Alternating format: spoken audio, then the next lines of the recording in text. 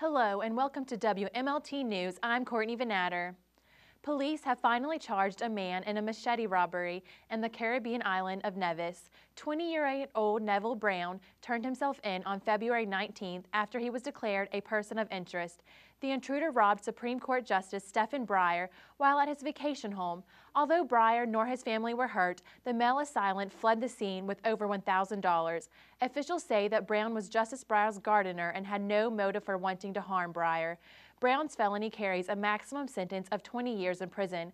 Although attacks on Supreme Court justice are rare, this is not the first. Other attacks include that of Justice Byron White in 1982 and Justice David Souter in 2004.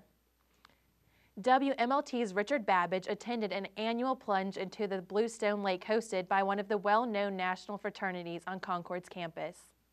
Students and alumni of Concord University, as well as EMTs, came out for Tau Kappa Epsilon's annual Polar Bear Plunge. I'm Mark Borromeo from Tau Kappa Epsilon, and today we're going to go take a polar bear plunge. We raised a lot of money for this event. On our best day, we raised about $70, and on our worst day, I think we still raised Thursday. So that's 5 days of fundraising, so we have a lot of people to make proud.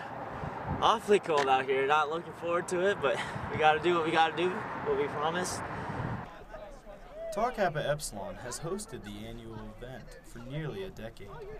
Members of the Greek community came out to show their support, as this event annually raises over $250 for Alzheimer's research.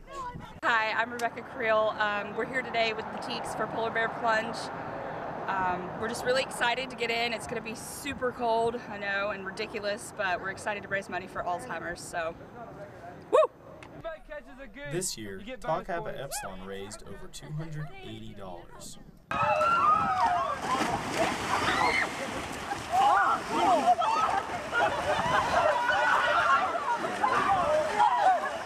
How long did you stay in there?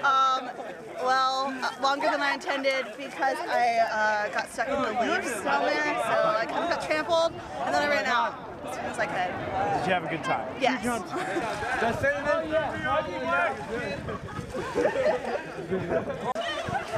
the best way to get involved is to jump in.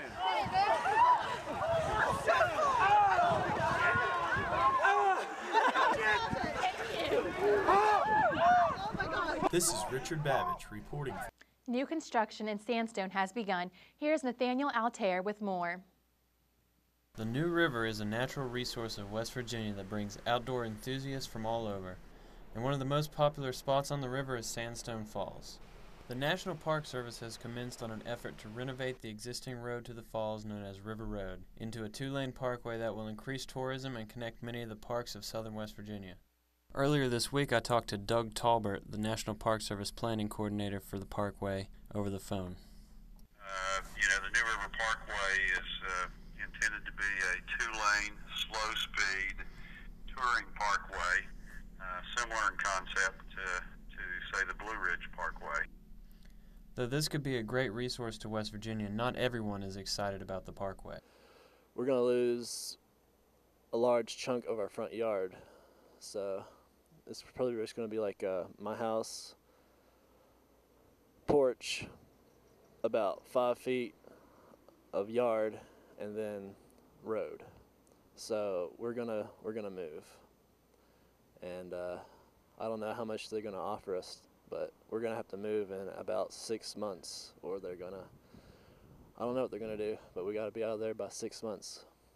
Though the Park Service has said that the new road will follow closely the dimensions of the existing road, the exact properties of the new road are still being determined by Division of Highway Engineers.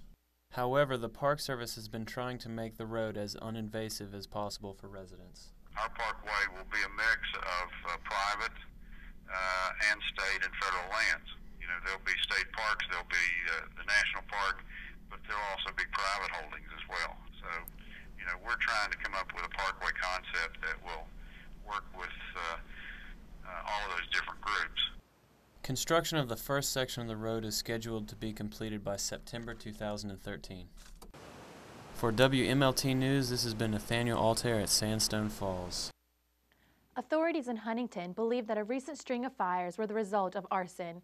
Up to 16 suspicious fires have occurred since December of 2011 throughout the town. While most of the fires occurred at abandoned homes, some have damaged occupied residencies. There were 2 fires on Saturday, February 18th alone. Investigators say that while they do believe that fires were purposeful, they do not believe that they were all caused by the same person. If you believe you have any possible information on the crimes, leads are encouraged to call the West Virginia State Police at 304-746-2100. Now, here with this week's Concord Minute, Jared Klein. Thanks, Courtney. In organization news, the Concord Student Government Association appointed a new senator position to represent the Beckley campus. The newest senator, who is being called the Beckley Senator, will be the 14th senator to serve on the SGA and will be required to take a majority of their classes in Beckley. While supporters say that this new senator will provide representation for students that are not on the Athens campus, opponents argue that the position will be difficult to maintain. The person to serve this new position has yet to be determined. The Greeks have been out and about the past few weeks promoting their organizations. From loud music in the Student Center to graffitied sidewalks, each organization has many tricks up its sleeve to pull in new recruits. Concord University is home to a wide variety of both nationally and locally recognized fraternities and sororities that attract a wide variety of students. Finally, on a sad note, Concord University is suffering from a terrible loss. Lisa Blankenship, Concord's cheerleading coach and Delta Zeta sorority advisor, passed away on Sunday, February 12th. Blankenship worked at Concord since 1977 when she became assistant cheerleading coach. Blankenship will be missed by all at Concord. That's it for this week's Concord Minute. I'm Jared Klein. Back to you at the desk. We'll return for more WMLT News in just a moment.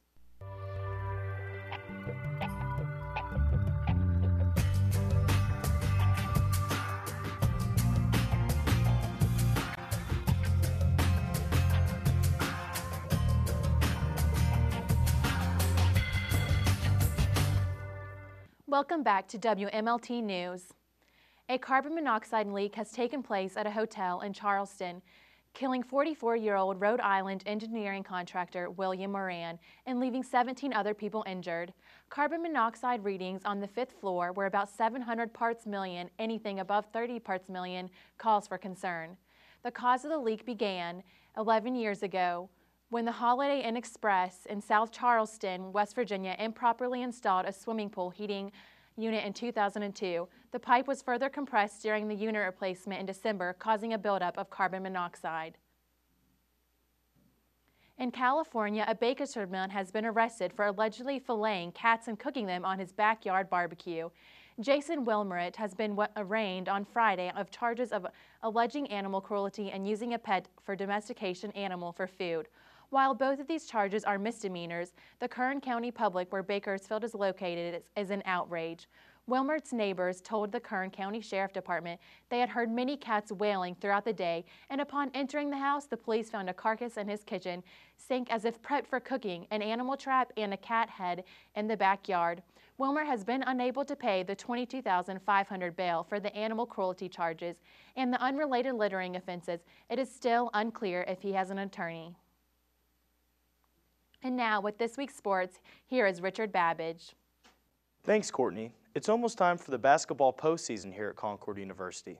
Both the men's and women's teams are on a 4-game winning streak heading into tomorrow's game against WIVIAC rival University of Charleston. The Lady Lions won their recent game against Fairmont State after a last-second buzzer beater made by forward Jolisa Brown. With that win, the team is looking to win the WIVIAC regular season title as they are currently tied for first place. The men's basketball team has made a strong push from 9th place to 6th place after their recent win against Fairmont State. Rommel Kemp led the team to victory as he scored 18 points and a few blocks in the win. He now moves up to having the 5th most blocks in the WIVIAC Conference. In other Concord sports news, the Concord baseball and softball teams are ready to battle for the WIVIAC championship titles as they begin their seasons.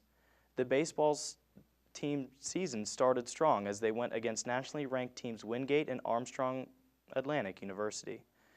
Their next game will be against Notre Dame College in a doubleheader this Saturday on Concord's own Anderson Field. The softball team also started off strong as they went against perennial Division II powerhouse Lincoln Memorial University.